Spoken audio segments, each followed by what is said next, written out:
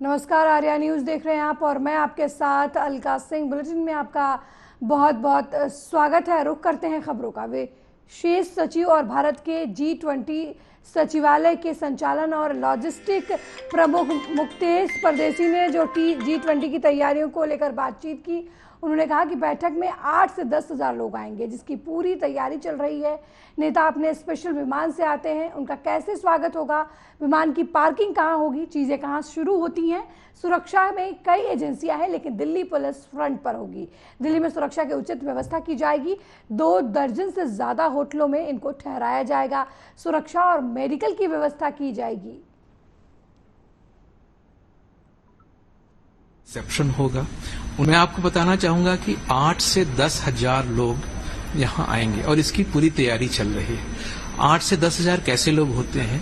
40 से ज्यादा तो प्रतिनिधि मंडल है, उनके साथ सिक्योरिटी कंपोनेंट होता है, एयर क्रू होता है, 2,500 से 3,000 से ज्यादा मीडिया के 2 मित्र आते हैं। और मीडिया मित्र केवल विदेशों से ही नहीं आते हैं, कई राज्यों से आते हैं, क्योंकि वो G20 समिट को कवर करना चाहेंगे। सो हमारी तैयारी 8 से 10 हजार लोगों की है। इसमें क्या होता है, जो लीडर्स हैं वो अपने स्पेशल एयरक्राफ्ट में आते हैं, तो उनका कैसे एयरपोर्ट पे रिसेप्शन होगा, उनके स्पेशल एयरक्राफ्ट की पार्किंग कहाँ होगी, यहाँ से चीज शुरुआत होती है। उनको किस तरह की सुरक्षा की व्यवस्था की जाएगी, और इसमें दिल्ली पुलिस की रिस्पॉन्सिबिलिटी है।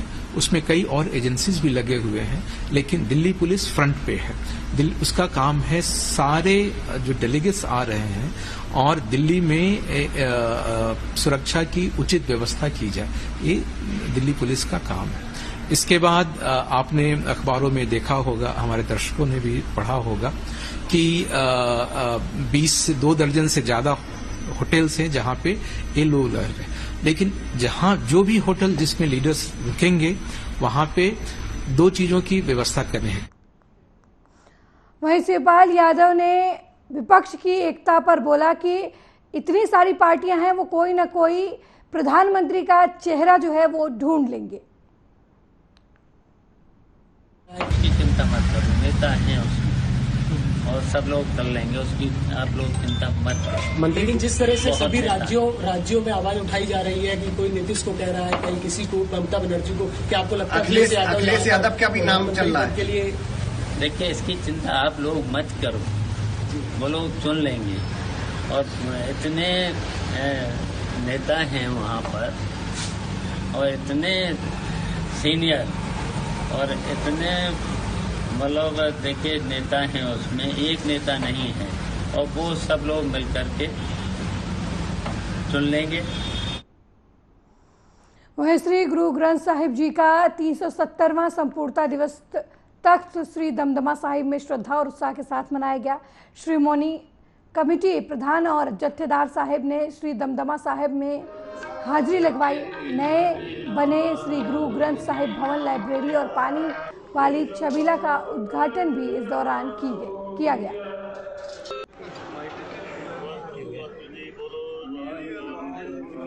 ਅੱਜ ਦਾ ਦਿਹਾੜਾ ਸਿੱਖ ਪੰਥ ਦੇ ਵਿੱਚ ਮਹਾਨ ਪਵਿੱਤਰ ਦਿਹਾੜਾ, ਜਿਸ ਦਿਨ ਸਾਹਿਬ ਸਤਿਗੁਰੂ ਕਲਗੀਆਂ ਵਾਲੇ ਪਾਤਸ਼ਾਹ ਧੰਨ ਗੁਰੂ ਗੋਬਿੰਦ ਸਿੰਘ ਮਹਾਰਾਜ ਜੀ ਨੇ ਲਿਖਸਰ ਸਾਹਿਬ ਗੁਰਦੁਆਰਾ ਵਿਖੇ ਸਤਿਗੁਰੂ ਜੀ ਦੀ ਸੰਪੂਰਨਤਾ ਧੰਨ ਧੰਨ ਗੁਰੂ ਗ੍ਰੰਥ ਸਾਹਿਬ ਪਾਤਸ਼ਾਹ ਦੀ ਕੀਤੀ।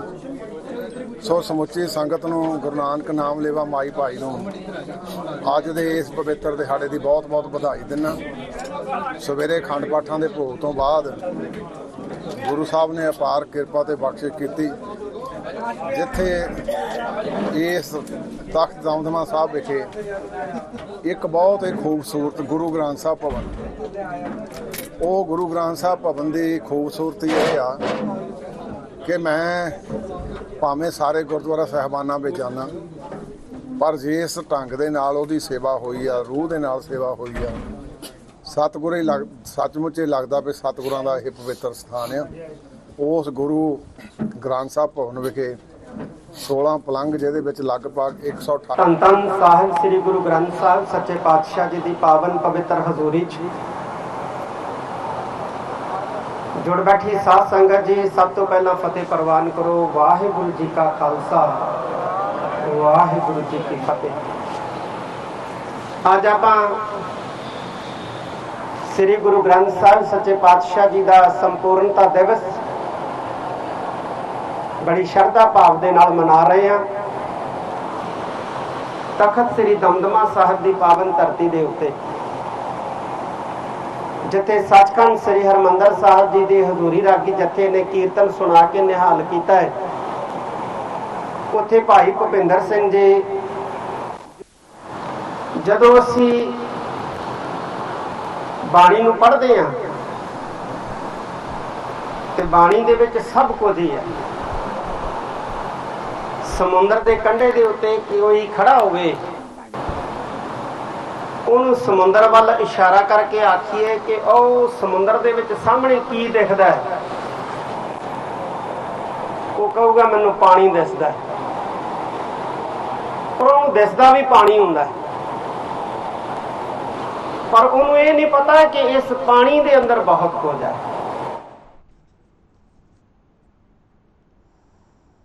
वहीं शाहजहांपुर में जिलाधिकारी उमेश प्रताप सिंह ने जिला कारागार का आकस्मिक निरीक्षण कर व्यवस्थाएं देखी। निरीक्षण के दौरान जिलाधिकारी ने महिला पुरुष बैरक में पहुंचकर बंदियों से बातचीत की, उनकी समस्याओं के बारे में जानकारी ली और समस्याओं के समाधान के लिए निर्देश भी दिए।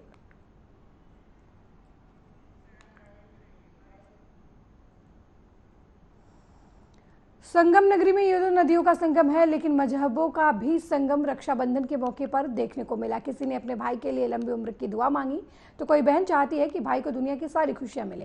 प्रयागराज के रानी मंडी इलाके में मुस्लिम महिलाएं हिंदू भाइयों को राखी बांधकर देश में एकता अखंडता का पैगाम दे रही हैं। थाली में रोली, अक्षत, राखी, मिठाई, तरह तरह के पकवान तो हैं ही, साथ ही रक्षाबंधन के मौके पर भाइयों ने अपनी बहनों को उपहार भी दिए।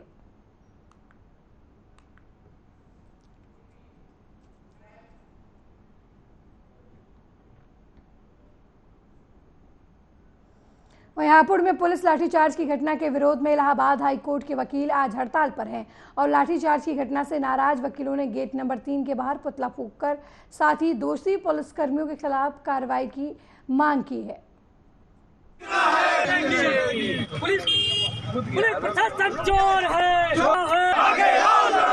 ये बहुत ही निंदनीय है, अतांत्रिक है, अप्रजातांत्रिक है, अलोकतांत्रिक है और ये मात्र अनुशासनहीनता ही नहीं बल्कि पुलिस अधिकारियों का ये घोर अपराध है।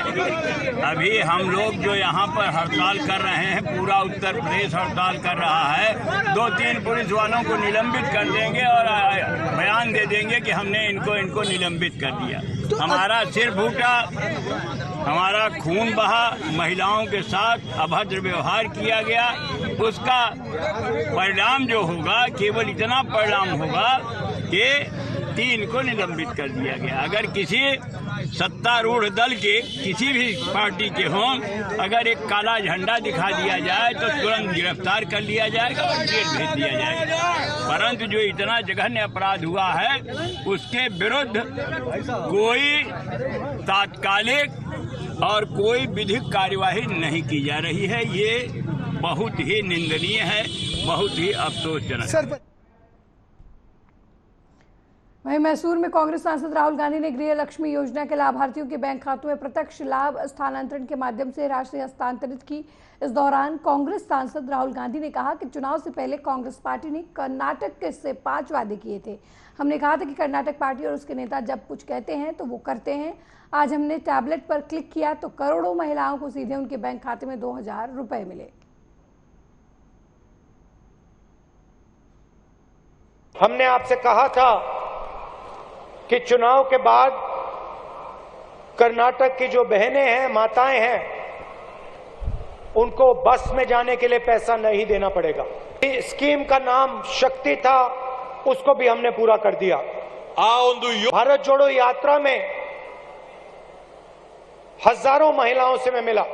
कर्नाटक में हम तकरीबन 600 किलोमीटर चले और मैंने आपसे बात की और चलते मुझे एक बात गहराई से समझ आ गई।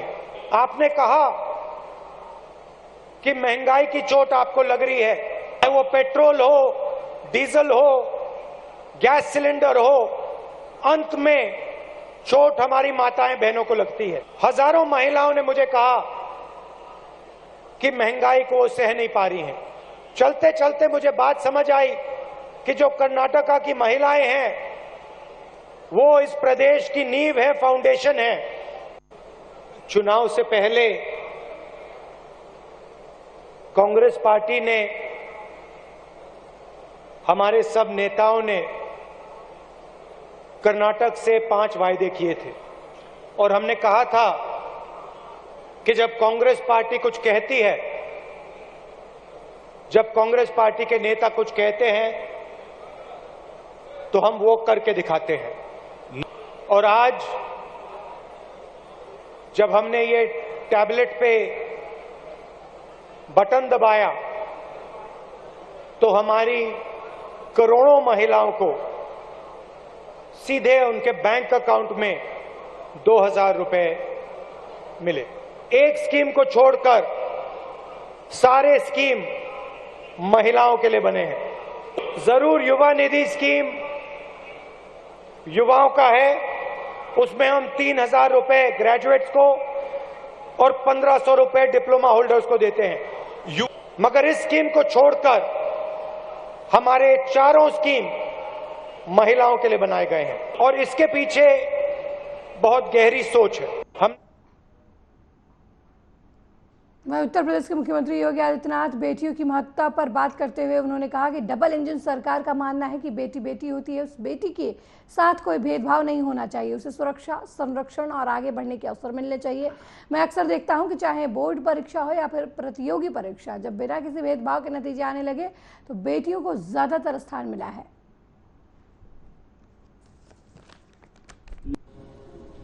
और डबल इंजन की जो सरकार है, इसका यह मानना है कि बेटी सिर्फ बेटी है, उस बेटी के साथ कोई भेदभाव किसी भी स्तर पर नहीं होना चाहिए, उसको सुरक्षा मिलना चाहिए, उसे संरक्षण मिलना चाहिए, उसे आगे बढ़ने के पर्याप्त अवसर भी मिलने चाहिए। अभी यहां पर जिन 5 बेटियों ने अपने संस्मरण यहां पर सुनाए, आपने देखा होगा उनके आत्मविश्वास से उद्बोधन को। मैं देखता हूं यहां पर हम लोग अक्सर नियुक्ति पत्र वितरित करते हैं, विभिन्न बोर्ड की परीक्षा में मेरिट सूची में आए हुए बालक बालिकाओं को सम्मानित करते हैं। वहीं भोपाल में सीएम शिवराज ने रक्षाबंधन की शुभकामनाएं दी। बहनों को रक्षाबंधन की शुभकामनाएं देते हुए मध्य प्रदेश के मुख्यमंत्री शिवराज सिंह चौहान ने कहा कि इस रक्षाबंधन पर मैंने संकल्प लिया है, बहनों के आर्थिक, शैक्षणिक, सामाजिक और राजनीतिक सशक्तिकरण के लिए रात दिन काम करता रहूंगा। बहनों का सम्मान और सुरक्षा बढ़ाना मेरे जीवन का मिशन है। मैं ये सुनिश्चित करने की पूरी कोशिश करूंगा कि आप अपने परिवार के साथ समृद्ध जीवन जिए, खुशियों से भर जाए। लेकिन रक्षाबंधन पर एक वचन भी है मेरा, एक संकल्प भी है मेरा। मेरी बहनों, मैं आपके सशक्तिकरण के लिए, आपके आर्थिक सशक्तिकरण के लिए, बेटियों के शैक्षणिक सशक्तिकरण के लिए, बहनों के सामाजिक सशक्तिकरण के लिए, राजनीतिक सशक्तिकरण के लिए दिन और रात काम करता रहूंगा। बहनों का सम्मान, बहनों की सुरक्षा, बहनों का मान लगातार बढ़ता रहे, ये मेरे जीवन का मिशन है। मेरी प्यारी बहनों, तुम्हारे आंखों में आंसू नहीं रहने दूंगा।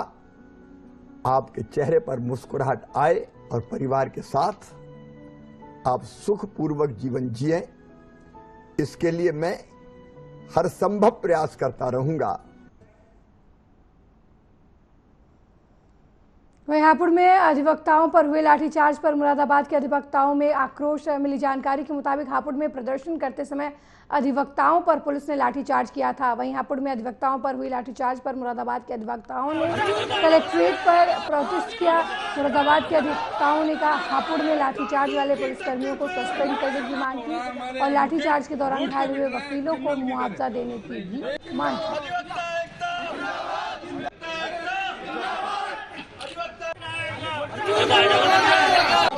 माध्यम से और ये जो हमने प्रदर्शन किया है उसके माध्यम से चेतावनी भी देना चाहता हूँ राज्य सरकार को।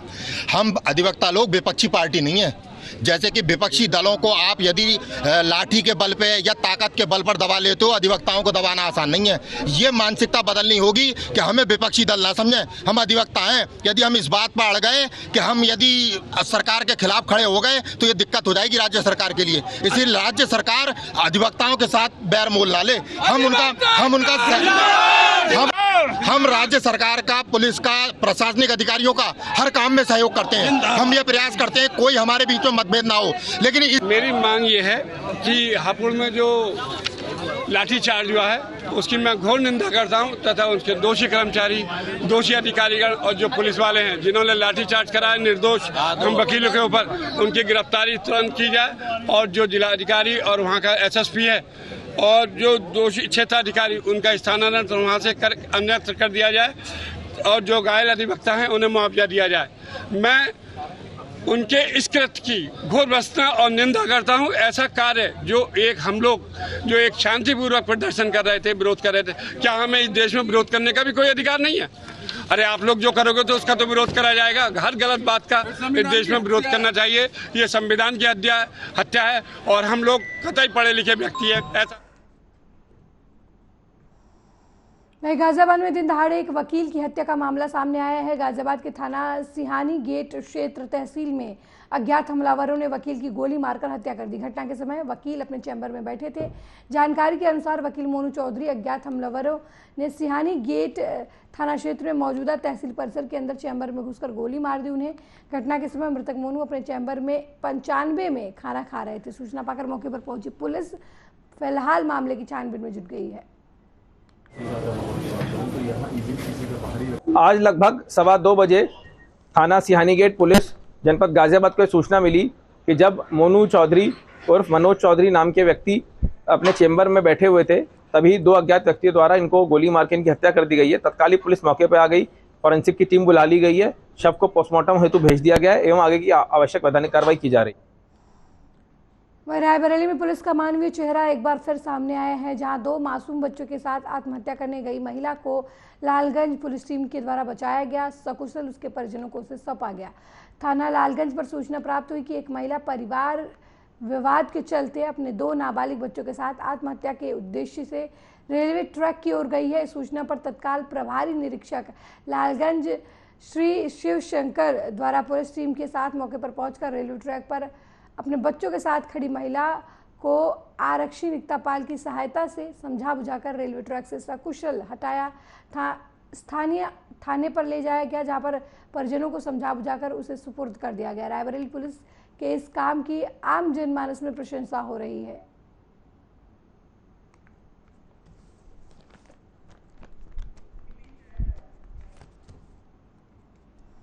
वहीं बिजनौर में तेंदुए के बढ़ते कुनबे की वजह से स्थानीय लोगों का जीना मुहाल हो गया है। आए दिन तेंदुए के हमले से ग्रामीणों में दहशत का माहौल है।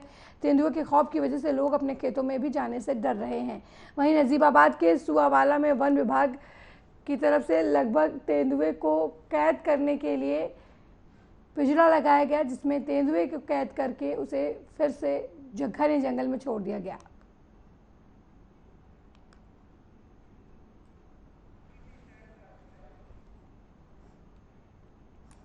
वहीं बहन और भाई के अटूट बंधन, रक्षाबंधन के पावन पर्व पर थाना लाइन पार के सघनिया में सघन चेकिंग अभियान चलाया गया। अभियान एंटी रोमियो स्क्वाड टीम ने सुबह से ही अपने तरफ से तैयारी कर ली थी। संदिग्ध वाहनों और लोगों की सख्त चेकिंग हो रही है। त्योहारों के समय ट्रिपलिंग को लेकर भी लोगों को सजग किया जा रहा है। हेलमेट के लिए भी प्रशासन की तरफ से लोगों को समझाइश दी जा रही है। वहीं पुलिस कर्मियों ने महिलाओं, बहनों और बच्चों के साथ पावन पर्व पर सेल्फी ली और रक्षाबंधन की बधाई दी। रामनगर चौकी से लेकर चारबाग तिराहा और चंदरवार गेट तक सुचारू रूप से चेकिंग अभियान चल रहा है। चेकिंग से पूर्व विद्यालय में बच्चियों ने थाना लाइन पर पहुंचकर सुरक्षा में तैनात पुलिसकर्मियों के हाथों में राखी बांधी।